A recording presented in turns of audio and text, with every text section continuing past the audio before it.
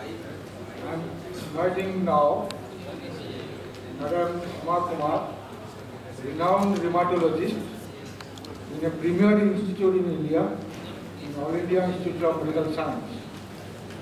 With the chief immunology and rheumatology faculty members in hand.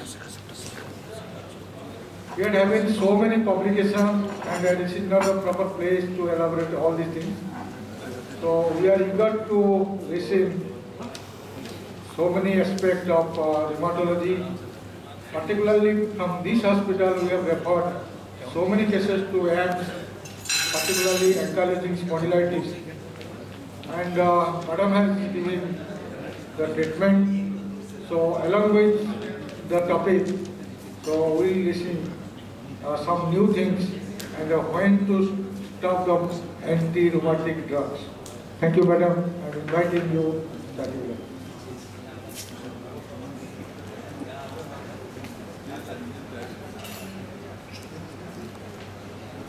Thank you, Chairperson. Good morning, ladies and gentlemen. I would like to thank the organizing committee and in particular Dr. Sanjay Kumar for inviting me to be here in Chittaranjan. This is my first time and I will be speaking in front of the august esteemed audience.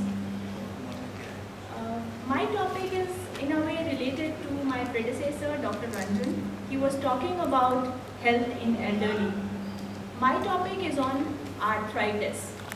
So, if you diagnose and take care of the people today, and then when we have older people, they'll be more active in all ways.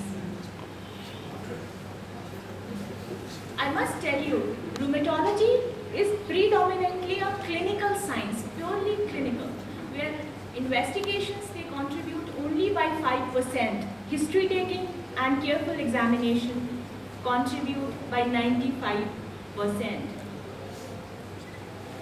It may sound very cynical to some of you that in my lecture I am putting these heads in the history, but they are very important. We all have to remember our undergraduate, postgraduate education. Even today, we were told family history, drug history, malignancy history, obstetric history is very important, particularly in our patients with rheumatological problems. Along with guided physical examination and systemic examination to aid in the diagnosis. You can see the exhaustive list of causes of polyarthralgia or polyarthritis. To reach to a diagnosis, we have to be very careful and detailed in our history taking and examination. As I said, that is the backbone of making diagnosis in rheumatology. But remember, if one is not able to reach to a conclusion or to reach to a diagnosis in a patient, don't be in a hurry. Let the patient come, because it's been seen that as the disease evolves and when once patient pays few visits to the physician or the rheumatologist, then it's easier to give him the definitive diagnosis, because treatment of all these conditions is lifelong and that requires very careful monitoring, and there are specialized drugs which are given and have lots of toxicities attached to them. I'll explain this with a case scenario. Here was a 27-year-old lady who had polyarthritis of small joints of right hand. Joints included were proximal interphalangeal joint, metacarpophalangeal joint, and left wrist. For 6 weeks duration, she had significant early morning stiffness of more than 30 minutes. Physician ordered the investigation, thought small joints and significant early morning stiffness. Rheumatoid factor was found to be very strongly positive and anti-CCP antibody was negative. Patient was diagnosed as rheumatoid arthritis and was started on disease-modifying anti-rheumatic drug methotrexate. But after 8 weeks, patient develops persistent transaminitis. On stopping the methotrexate, it didn't subside, and then the patient was ordered to get certain set of investigations done, and patient was found to be SCB positive. What was odd in this? Odd was that this patient had asymmetrical arthritis, although it was predominantly of small joints. Duration was very short, just 6 weeks, and the baseline liver function test was not done, so we don't know whether it was elevated from before. Suppose it was done at the very beginning, it could have been picked up, because transaminitis is not a feature of rheumatoid arthritis. So don't be in a hurry to give definitive diagnosis to the patient if some atypical features are present. Patient walks in the clinic with saying, I'm having pain in the body. Any limb pain or spine pain, patient says, मेरे जोड़ों में दर्द है. And it may not be really in the joint. So it's very important to differentiate whether the pain is really in the joint or in the extra-articular structure. How to differentiate that, whether pain is articular or extra-articular? Articular pain is usually deep-seated and it's usually deep tenderness occurs. And in extra-articular, which arises usually from the tendon, bursa, ligament, muscle, bone, fascia, one is able to elicit the deep tenderness.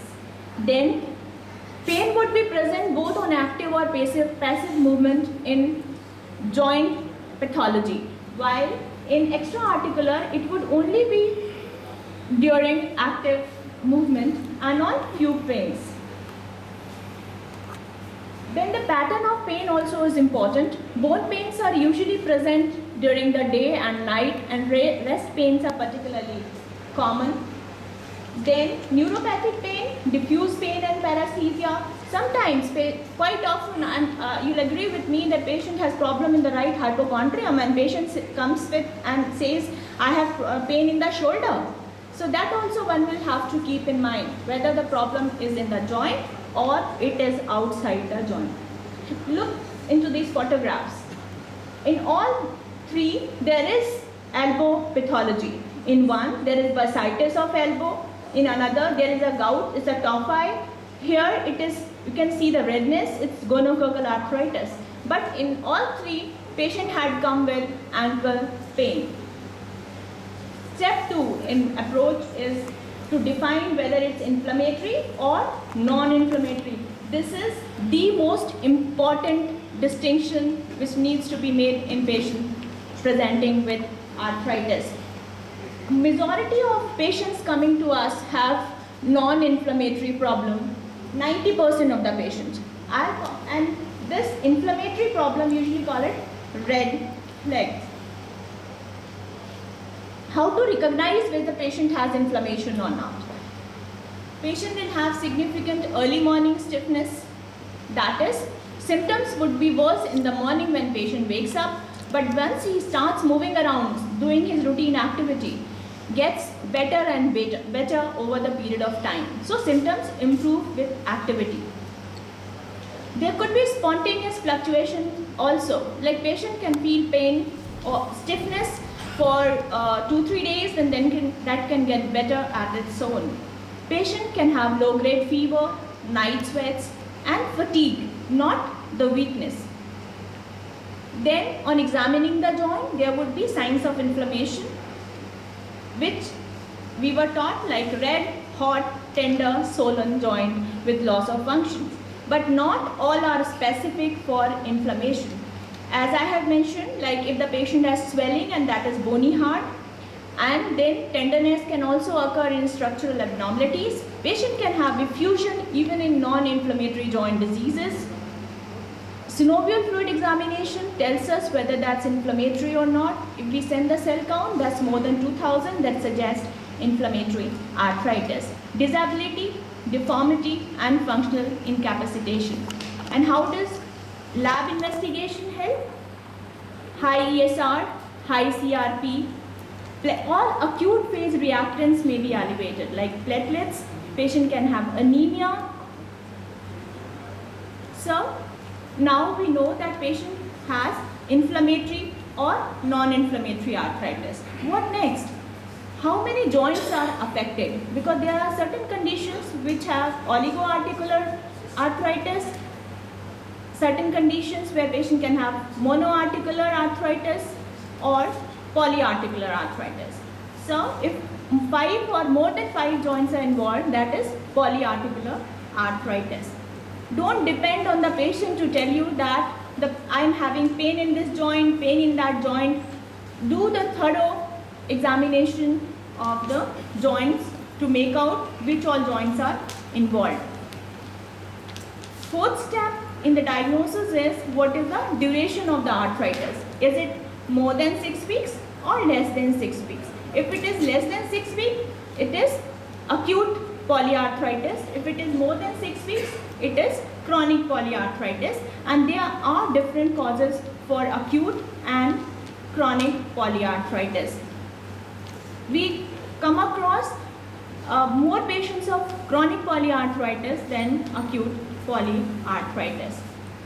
Causes for acute inflammatory polyarthritis: all conditions where patient develops chronic polyarthritis will have acute phase, like systemic lupus erythematosus, rheumatoid arthritis, psoriatic arthritis, or arthritis related to paniculitis, which are vasculitic conditions, sarcoidosis, hypothyroidism, and many more.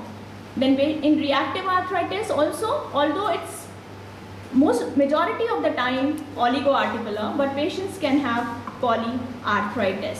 Then in other conditions like in infective arthritis, Ponson's arthritis, we know that patient with tuberculosis develops a kind of reactive arthritis which is called Ponson's arthritis, rheumatic fever, or various post-viral arthritis. Particularly, you must be aware of chikungunya arthritis, which very closely mimics rheumatoid arthritis. I'm sorry, there is some problem with this.